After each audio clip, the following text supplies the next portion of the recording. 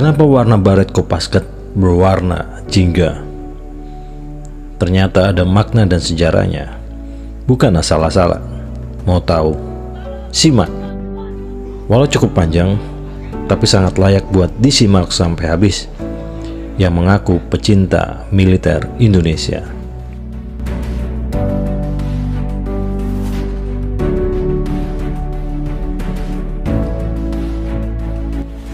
Mengangkat kembali dari website TNI Angkatan Udara.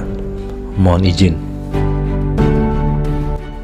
Dalam sejarah Angkatan Bersenjata Indonesia yang pertama melakukan operasi lintas udara pertama kali adalah prajurit Angkatan Udara Republik Indonesia AURI. Mau tahu? Setelah proklamasi kemerdekaan tanggal 17 Agustus dikumandangkan, ternyata tidak semerta-merta penjajah saat itu cabut atau pergi dari tanah Indonesia. Masih banyak penjajah yang masih menempati area-area di tanah Indonesia. Salah satunya penjajah Belanda di Pulau Kalimantan. Saat itu pemuda dan rakyat Kalimantan yang merupakan wilayah Republik Indonesia masih terus berjuang melawan Nica atau pemerintahan sipil Hindia Belanda yang berfungsi sebagai perpanjangan tangan pemerintahan Belanda yang membonceng pasukan sekutu. Ternyata Nica di Pulau Kalimantan bermaksud ingin berkuasa kembali. Tanggal 10 Oktober 1945, rakyat Kalimantan Selatan telah membentuk pemerintah daerah sebagai bagian dari Republik Indonesia dan Banjarmasin sebagai ibu kotanya. Pasukan sekutu yang dimana pada saat itu yang menduduki Kalimantan pada tanggal 24 Oktober 1945 menyerahkan kekuasaan secara resmi kepada Nica. Tindakan ini langsung menimbulkan kemarahan rakyat setempat yang setia kepada NKRI. Mereka mulai membentuk barisan untuk menentang penjajah. Namun saat itu bantuan yang diharapkan melalui laut dari Pulau Jawa ternyata terhalang.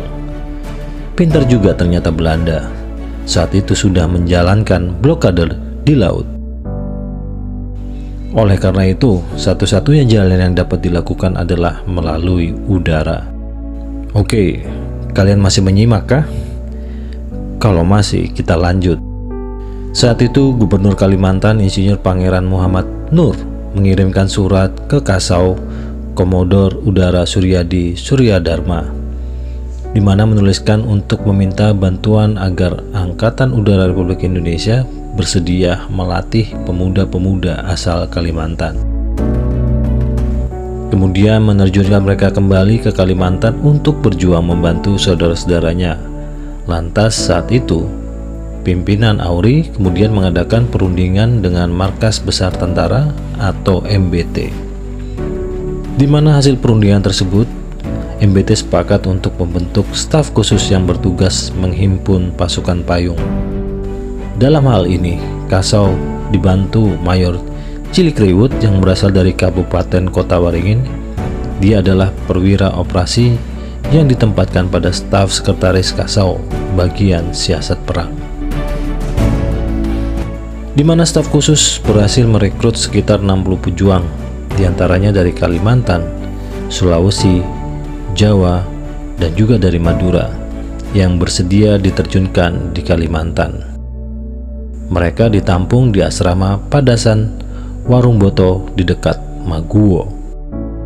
Ini yang mengerikan, karena sempitnya waktu, mereka-mereka ini orang-orang yang belum pernah terjun payung sama sekali, dan mereka-mereka hanya mendapat latihan di darat saja, berupa latihan teori terjun dan cara melipat payung, dan mereka tidak sempat dilatih terjun dari pesawat. Lamanya latihan pun hanya 1 minggu. Kalian bisa bayangkan gimana rasanya jadi mereka. Dan parasut itu pun mereka dapatkan bekas dari parasut-parasut dari penjajah saat itu. Dan pada akhir latihan terpilihlah 12 orang putra Kalimantan yang semua paham bahasa Dayak Kahayaan. ditambah 2 orang dari PHB Auri, yaitu Opsir Muda Udara I Hari Hadi Sumantri dari Semarang sebagai montir radio, dan Sersan Udara FM Suyoto dari Ponorogo yang bertugas menjadi juru radio. Adapun pasukan payung berjumlah 14 orang, dipimpin Iskandar yang berasal dari Kabupaten Sampit, Kalimantan Selatan. Tujuan dan tugas operasi penerjunan yang bersifat rahasia itu adalah membentuk dan menyusun kekuatan inti gerilya di daerah asal suku Dayak, Sepan Biha, untuk membantu perjuangan rakyat setempat, membuka stasiun telegraf, serta menyiapkan daerah penerjunan untuk operasi selanjutnya. 2 petugas PHB Auri beserta pemancar radio yang mereka bawa diharapkan dapat menjadi pemancar strategis, sehingga perjuangan rakyat Kalimantan dapat dikoordinasikan dengan perjuangan di Jawa dan Sumatera.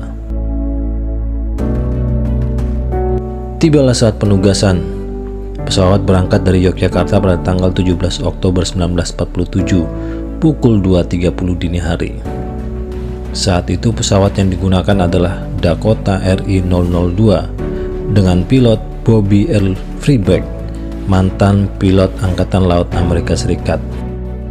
Adapun yang menjadi co-pilot adalah Opsir Udara 3 Makmur Suhodo dan operator penerjun Opsir Muda Udara 3 Amir Hamzah. Mayor Cilik Riwut bertindak sebagai penunjuk daerah penerjunan. Pesawat berangkat dari Yogyakarta pada tanggal 17 Oktober 1947 pukul 2.30 dini hari dengan berpatokan melihat dari atas. Selama masih ada sawah, berarti masih Pulau Jawa. Setelah berada di atas laut, area menunjukkan itu Laut Jawa, dan ketika daerah hutan berarti sudah memasuki Kalimantan. Dan waktu menunjukkan pukul 5.30 ketika melayang-melayang di atas kawasan rawa-rawa Kalimantan. Saat itu Cilik Riwut sempat ragu, tetapi setelah yakin bahwa mereka sudah ada di atas daerah Sepan Biha, maka para pemuda itu pun mulai melakukan penerjunan. Adapun pasukan payung yang awalnya berjumlah 14 orang, tersisa 13 orang yang berhasil mendarat dikarenakan satu pemuda tidak jadi meloncat karena takut. Operasi penerjunan pasukan payung inilah yang merupakan operasi lintas udara pertama kali bagi Angkatan Bersenjata Republik Indonesia dan yang pertama kali di Indonesia. Operasi pertama yang berlangsung pada tanggal 17 Oktober 1947 ini disertai dropping alat-alat perlengkapan dan perbekalan untuk bergerilya di hutan. Namun, beberapa orang pada saat penerjunan tersangkut pohon-pohon tinggi rimba raya, namun tidak menjadi rintangan untuk mendarat tanpa cacat. Mereka baru berkumpul pada hari ketiga. Ternyata mereka tidak mendarat di Sepan Biha, tetapi dekat Kampung Sambi di antara Sungai Seruyan di baran laut Rantau Pulut, Kota Waringin. Tidak semua parasut dapat ditemukan kembali. Demikian juga persediaan amunisi dan logistik yang mereka bawa. Ketika mereka melakukan perjalanan, mereka bertemu dengan seorang warga setempat yang memberikan bantuan untuk beristirahat di gubuk kosong. Di sanalah ke-13 prajurit tersebut beristirahat. Namun, malang tidak bisa ditolak.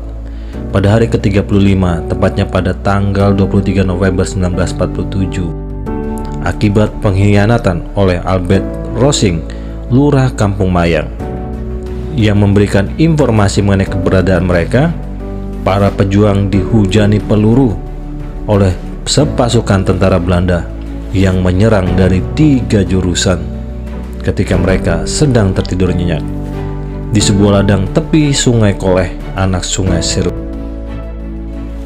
Letnan Udara 2 Iskandar, Sersan Mayor Udara Ahmad Kosasi, dan Kapten Udara Anumerta Hari Hadi Sumantri gugur seketik. Suyoto tertawan, sedangkan Dahlan yang mengalami luka berat di leher bersama Bahri, Ali Akbar, Mica Amiruddin, dan yang lain sempat meloloskan diri. Dengan tabah, sisa rombongan melanjutkan bergerilya. Tetapi pengepungan pasukan Nica begitu ketatnya sehingga akhirnya 2 bulan kemudian mereka semua tertangkap. Mereka yang tertangkap dibawa ke Banjarmasin dan kemudian ditawan di penjara Bukit Duri, Jakarta. Tidak lama di Jakarta mereka dibawa kembali ke Banjarmasin. Setelah itu mereka dikirim lagi ke Jakarta, masuk penjara Glodok. Kemudian dipindah ke penjara Cipinang, lalu dijebloskan ke penjara Bukit Batu di Nusa Kambangan. Pada akhirnya pengadilan Belanda tidak bisa membuktikan kalau mereka merupakan pasukan penerjun payung. Maka mereka dibebaskan setelah menjalani hukuman 1 tahun penjara.